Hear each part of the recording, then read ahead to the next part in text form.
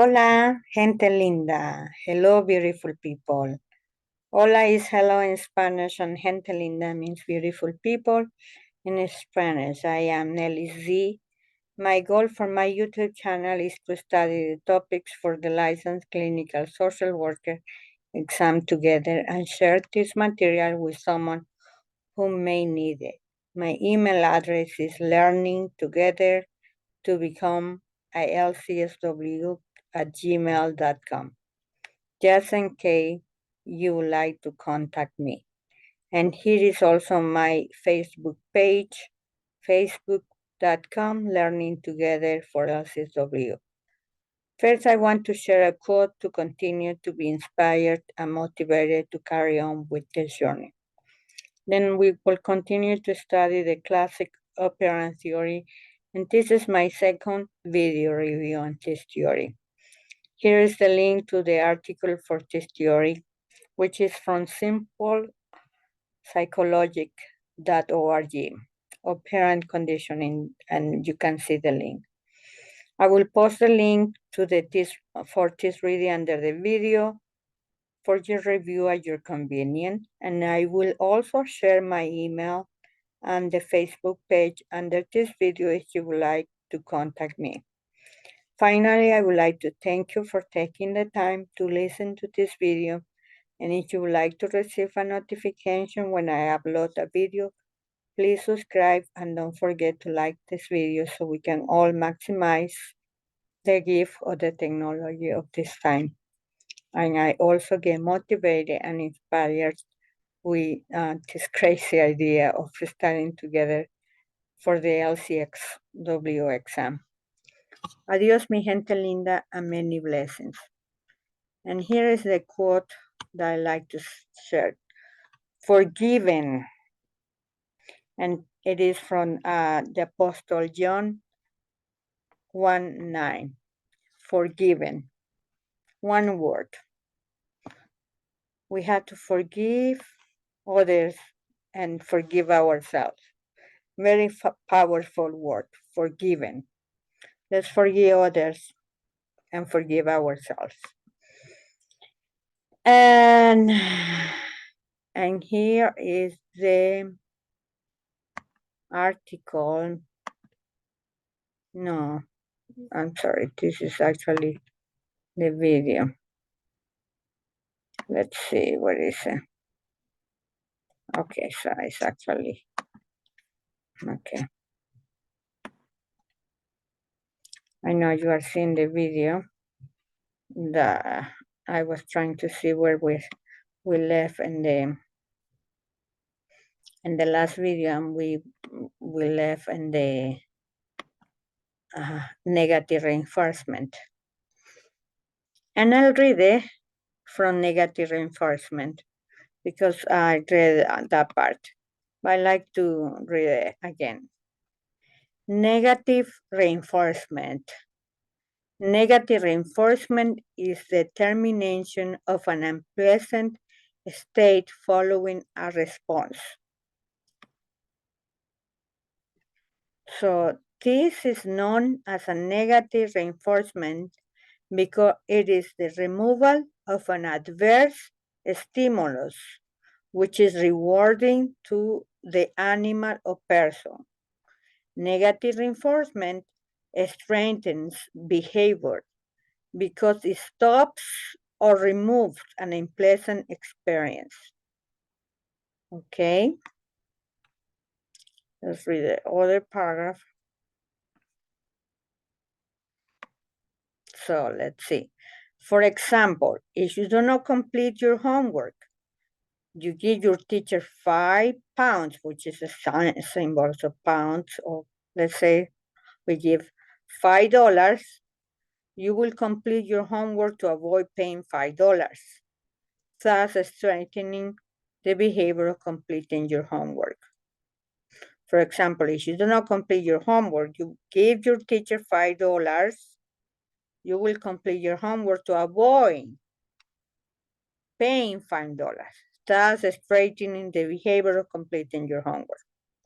Okay, so let's see what else. And this is a concept from Skinner. So let's see. Skinner showed how negative reinforcement works by placing a rat in his Skinner box and then subjected it to an unpleasant electric current which caused it some discomfort. As the rat moved about the box, it would accidentally knock the lever.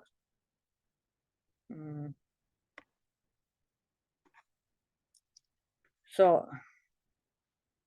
immediately it did so the electric current would be switching off. The rats quickly learned to go straight to the lever after a few times of being put in the box. The consequence of escaping the electric current ensured that they would repeat the action again and again. In fact, okay, so let's read the order. In fact, Skinner even taught the rats to avoid the electric current by turning on a light just before the electric current came off.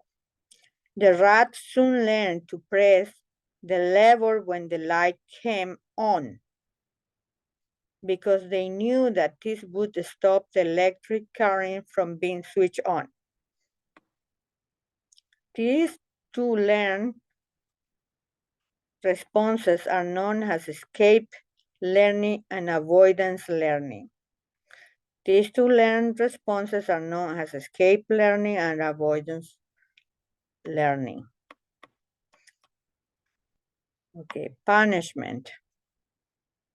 Punishment is the opposite of reinforcement, since it's designed to weaken or eliminate a response rather than increase it.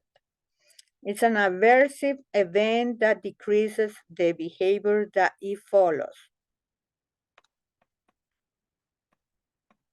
Okay, so like reinforcement, punishment can work either by directly applying an unpleasant stimulus like a shock after a response or by removing a potential rewarding stimulus. For instance, deducting someone's pocket money to punish unreasonable behavior. Note, it's not always easy to distinguish between punishment and negative reinforcement. There are two distinct methods of punishment used to decrease the likelihood of a specific behavior occurring again, but they involve different types of consequences. Positive punishment. Positive punishment involves adding. So positive punishment involves adding an adverse stimulus or something unpleasant immediately following a behavior to decrease the likelihood of that behavior happening in the future. It aims to weaken the target behavior by associating with an undesirable consequences.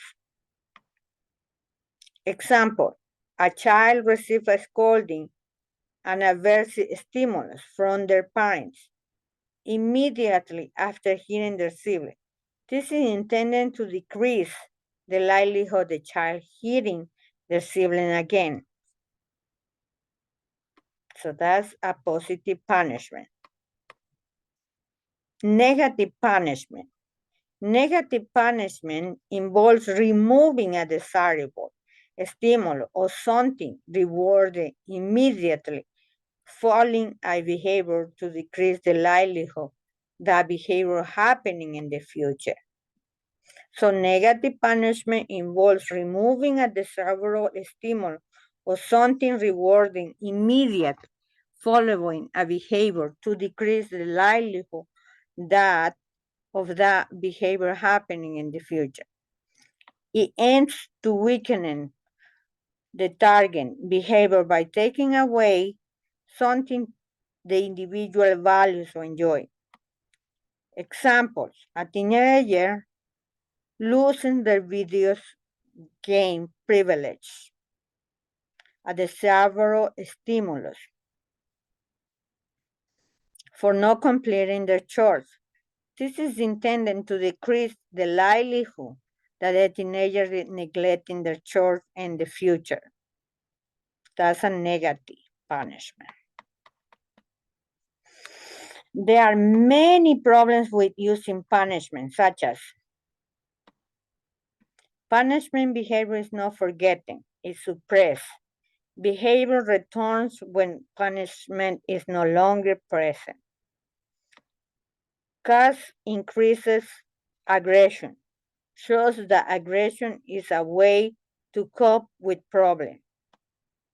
Creates fear that can generalize to undesirable behavior and fear of school.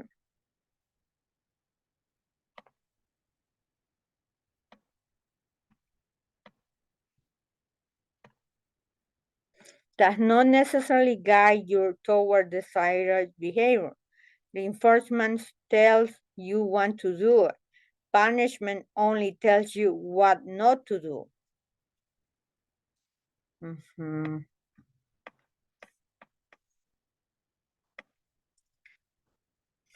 Example of parent condition. Positive reinforcement. Positive reinforcement suppose you are a coach and want your team to improve their passing accuracy in soccer.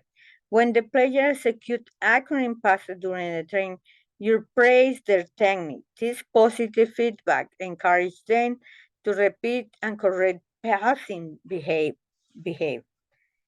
Negative reinforcement. If you notice your team working together effectively and exhibit excellent team spirit during a tough training session, you might end the training session early than planned, which the team perceives as a relief.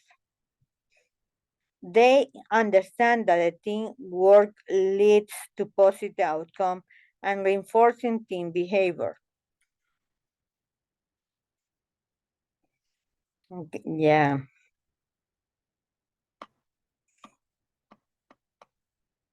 Negative punishment.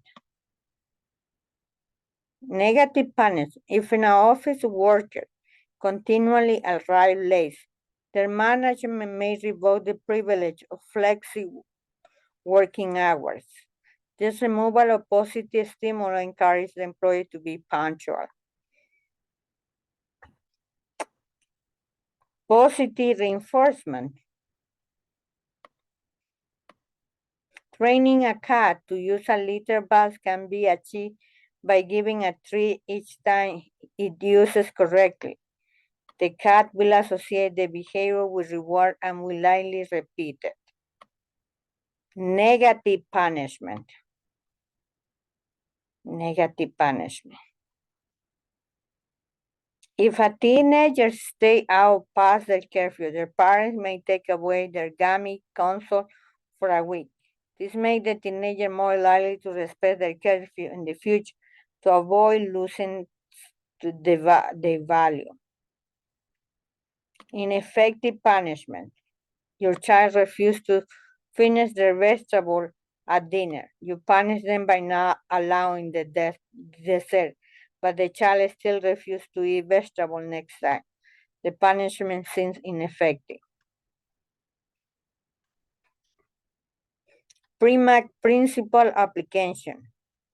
You can motivate your child to eat vegetable by offering an activity they love after they finish their meal. For instance, for every vegetable eaten, they get extra 5 minutes of video game. They value video game time, which might encourage them to eat vegetable. Primac principal application. You can motivate your child to eat vegetable by offering an activity they love after they finish their meal. For instance, for every vegetable eaten, they get an extra 5 minutes of video time. They value video game time, which may encourage them to eat vegetable. Premack principle application. That's all the Premack principle examples. A student who dislikes history but loves art might earn extra time in art studio for each history chapter review. I see. For every 10 minutes a person spends on household chores, they can spend 5 minutes on a favorite hobby. For each successful day of healthy eating, an individual allows themselves a small piece of dark chocolate at the end of the day. A child can choose between taking out the trash or washing the dishes, giving them a choice, making them more likely to complete the chore willingly. Other Primac principles.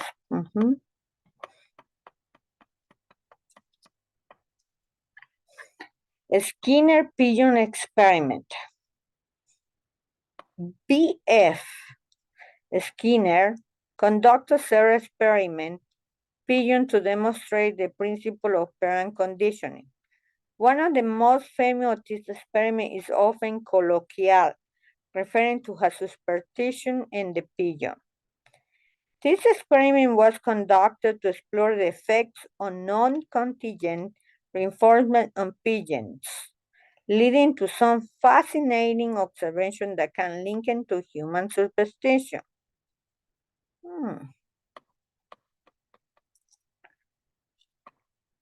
Let's see.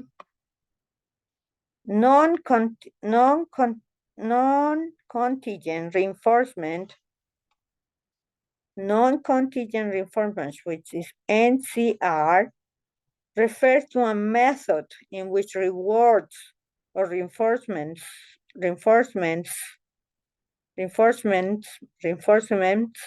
are delivered independently of the individual's behavior.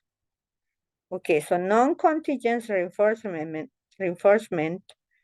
refers to a method in which rewards or reinforcements are delivered independently of the individual behavior. In other words, the reinforcement is given at set times or intervals, regardless of what the individual is doing. The experiment. Pigeons were brought to a state of hunger, reduced to 75% of their well-fed. They were placed in a cage with a food hopper that could be presented to 5 seconds at a time. They were placed in a cage with food hopper that could be presented for 5 seconds at a time. And instead of food being given as a result of any specific action by pigeon, it was presented at regular intervals, regardless of pigeons' behaviors. Observation. Over time, Skinner observed that pigeons began to associate with the random actions they were doing when food was delivered with the delivery of the food itself. This led to pigeons to repeat this action, believing in anthropomorphic terms that their behavior was causing the food to appear.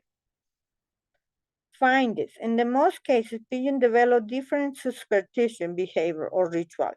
For instance, one pigeon would turn counterclockwise between food, presented, while another would thrust in his head into the cage corner. This behavior did not appear until the food hopper was introduced and presented periodically. This behavior was not initially related to the food delivery, but became linked in the pigeon's mind due to the coincidental timing of the food dispensing. The behavior seemed to be associated with the environment, suggesting the pigeon was responding to certain aspects of the surroundings. The rate of reinforcement, how often the food was presented, played a significant role. Shortened intervals between food presentation led to more rapid and defined conditioning. Once a behavior was established, the interval between reinforcement could be increased without diminishing the behavior. Superstition behavior. The pigeon began to act as their behavior had direct effect on the presentation of food, even though there was no such a connection. This is likely to the human's expectation, where rituals are believed to change the outcome, even if there are no real effects. For example, a card player may have ritual to change their luck, or bowler may have gesture believing that they can influence a ball already in motion. Conclusion. This experiment demonstrates that behavior can be conditioned even without a direct cause and effect relationship. Just like a human, pigeons can develop superstition behavior based on coincidental occurrences. Hmm. This study not only sheds light on the intricacies of operant condition, but also draws parallels between animal and human behavior in the face of random reinforcements. Mhm. Schedules of reinforcement. Imagine a rat in a Skinner box. In operant condition, if it's not food pellet is delivered immediately after the lever is pressed, then after several attempts the rat stops pressing the lever, how long would someone continue to go to work if their employer stopped paying them? The behavior has been extinguished. Behavior discovered that different patterns with schedules of reinforcement had different effects on the speed of learning and extinction.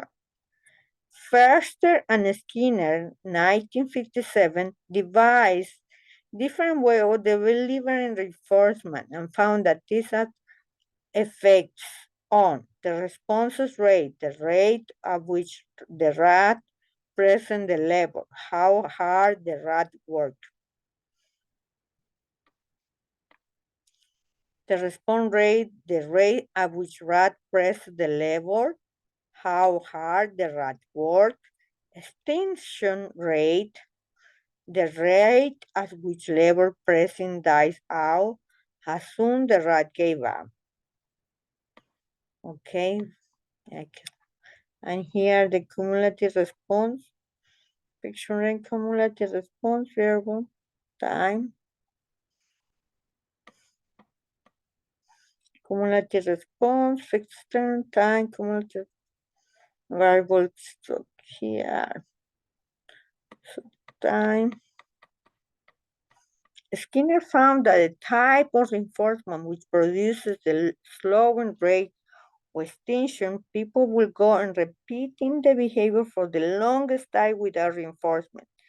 It's variable reinforcement, the type of reinforcement which has the quickest rate of extinction is continuous reinforcement.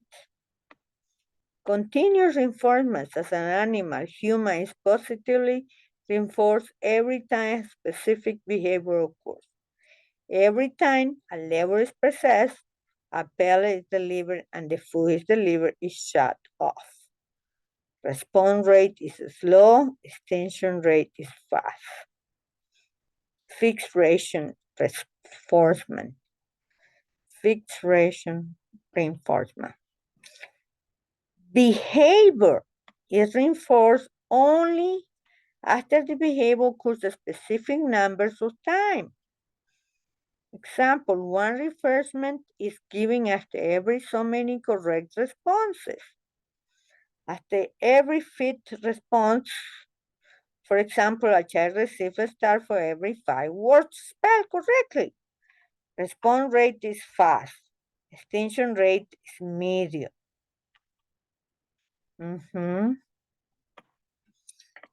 Fixed interval reinforcement.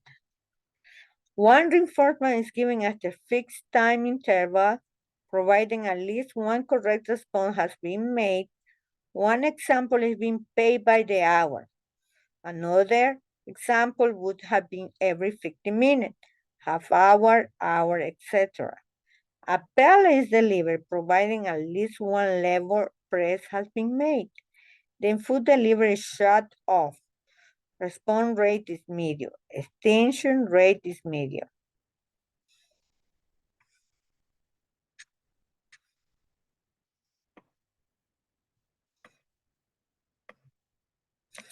Variable relation reinforced. Behavior reinforced after unpredictable number of time. For example, gambling or fishing. Response rate is fast. Extinction rate is low. Very hard to extinguish because of unpredictability. E, variable interval reinforcement. Providing one correct response has been made, reinforcement is given after an unpredictable amount of time has passed, average every 5 minutes.